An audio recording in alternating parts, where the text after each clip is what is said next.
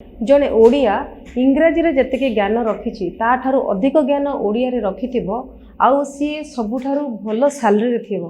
एई भलिया जो नियुक्ति मु जदि कहबी बिजु जनता दल जेतेबेले थिला सेतेबेले ओडिया भाषा को प्राधान्य दिया जाउ नथला। आपण जेतिके देखिबे अण ओडिया किंबा बाहरु आसीथिबा लोक सेमानक पाखरे थिले, किंतु वर्तमान जेतेबेले मोहन सरकार आसीचंदी एवं बीजेपी सरकार आसीचंदी लोकमानक भितरे मध्ये एई एक्सपेक्टेशनटा अछि जे ओडिया कहूथुबा लोक केमिति भल रोजगार करिवो, ओडिया कहूथुबा लोक को केमिति जदि आपण भाषा को ओडिया भाषा को जदि महान करबा को चाहउचंदी आम ओडिया अस्मितार कथा उठाउचंदी ताहाले सरकारंकर भी सतिके दायित्व अछि कि नै सतिके नियुक्ति दबा ओडिया कहूथुबा लोकटा मु से दृष्टि तो कहली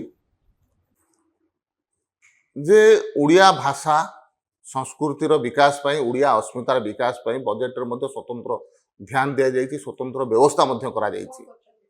गत बजेट रे ओडिया अस्मिता पई 200 कोटी टंकार कर्पस फंड मध्ये गठन करा जाइछि एवं ओडिया स्कूल केमते ठीक ठाक भाव में चलिबो से कथा मध्ये सरकार चिंता करूछथि। मते आपण कहंतु जदि ओडिया भाषा रे समस्त जोगाजोग सरकारी स्तर रे हुए जो माने इंग्राजी माध्यम प्रति दुर्बलता प्रकाश करिसंती सेमानंकर देखिबे जे इंग्राजी मोर इठी काम दबने ओडिया बेसी आवश्यक अछि स्वाभाविक भाव रे ओडिया करिवे। एवं आउ गोटे कथा कुहा जाय जे राजा गुणे राज्य बा राजा गुणे प्रजा।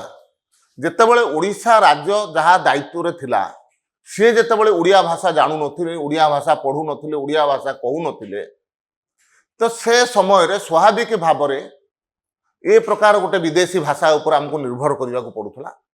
एवं आज जितेबाला ओडिया भाषार विकास पई चिंता करा जाउची, ओडिया भाषार प्रचलन पई विशेष ध्यान दिया जाउची, स्वाभाविक भाव रे ए कथा आगो को आहुरी भल हबो। ओडिया भाषा संस्कृतिर मध्ये विकास हबो। ओडिया कहूथिबा, ओडिया लेखुथिबा, ओडिया रे काम करूथिबा लोकंकर आर्थिक व्यवस्था मध्ये सुदृढ़ होई परिबो।